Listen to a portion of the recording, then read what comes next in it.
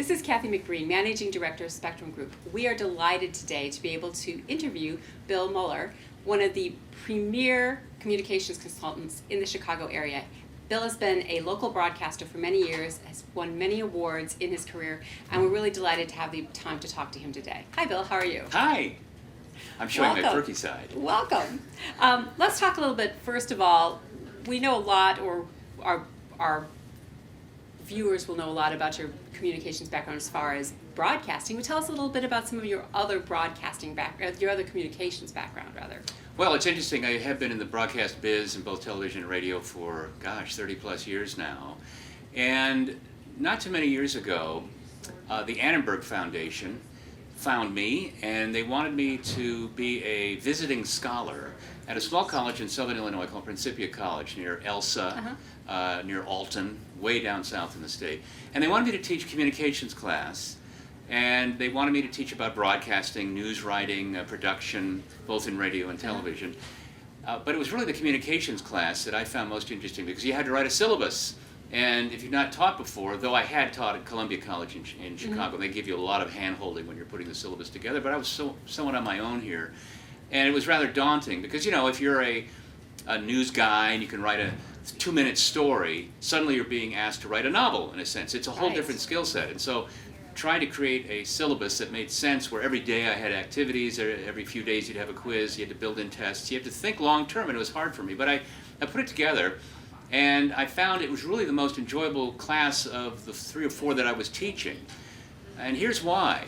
I was using some of my own background and experiences and sort of self-evaluation in terms of what does it mean to be a good communicator. I had an audition tape of myself. That's the tape you use of you anchoring or reporting that you hand off to another news director in hopes of getting a job at a larger market at a different station. I had this tape, and I remember looking at it some years ago, and I was rather appalled at what I thought earlier had been examples of my best work. I was really bad. I was sort of bland and flat, and I was trying to be a serious news guy, and I would just talk kind of like this without a lot of passion in my voice. And it was not who I was, but it's what I thought I was supposed to be in the context of news. So when I saw that, it really slapped me awake, and I started to really evaluate myself. And I found I was a pretty good judge of the weaknesses that I had in terms of how to change them. And so I went through a process, a self-directed process, to really, in a way, bring out my natural ability, my natural style of communicating, which I wasn't doing because I was doing this artificial thing.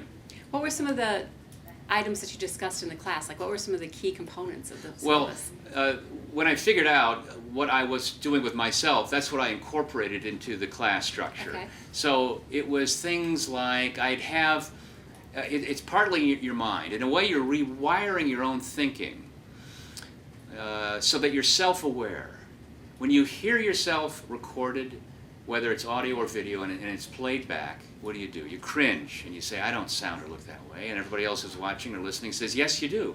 So we're not good judges of how we come across to others, and so I use that exercise of recording the students and playing it back, and then pointing out things that they weren't doing correctly. Maybe it was a little tick or a word or a gesture that they were saying repeatedly, or they were flat and bland with no expressive qualities in the face. The voice was somewhat monotone or operating within a very narrow amplitude range. It wasn't expressive and alive.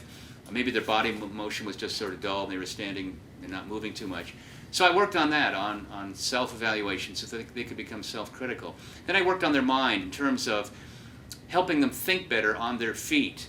A lot of people you talk to, and they can't really, in a coherent continuum, string together words and sentences in a nice fluid way. They have halting speech patterns. They fill it up with filler sounds, word trash I call it, such as and well, like, you know, kind of like nonsense that's just filling the airspace with sound while they're getting their mind in gear. So I was helping them train their brain. So I'd do things like this. I'd say, all right, I want you to stand up and in a narrative structure, that is with a beginning, middle, and an end, talk to me for 2 minutes and make me care about paper clips, the color green, horror movies, whatever came into my head. And then they would challenge me, and I would do it, and they'd actually be kind of impressed. It's very intense. You really have to be focused. But I helped them in the course of the semester to be able to develop themselves in ways so that they would have confidence and authority, comfort, to speak with conviction.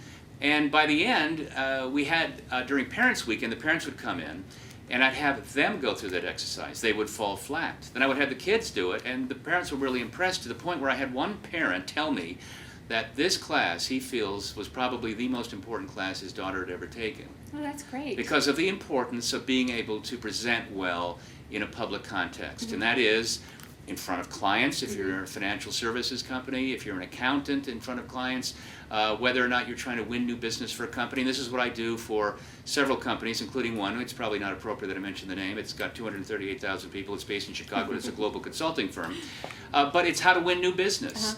If you go to a recruiter and maybe you're kind of mediocre on your resume, your job experience isn't quite what they were looking for, the references aren't all that strong, but in a one-to-one situation when you're talking to the recruiter and you're sitting there with confidence, by the way, this is what confidence looks like, just put your shoulders back a little bit, and you're smiling and you feel relaxed, maybe a little sense of humor is being added in, and you're speaking with great impact, having empathy, listening, not just always talking or selling yourself, but listening. That recruiter will go back to the team and say, it wasn't a home run for what we're looking for, but there's something about this guy, Moller. I can't put my finger on it, but I really think he'd be a great asset to the team. These are the kinds of things that make you feel about someone the moment they walk in the room, even if they haven't said anything. You realize that maybe they have a commanding sense of authority, or maybe they're insecure and weak. You can make judgments about that all the time. And it's how we viscerally feel about one another.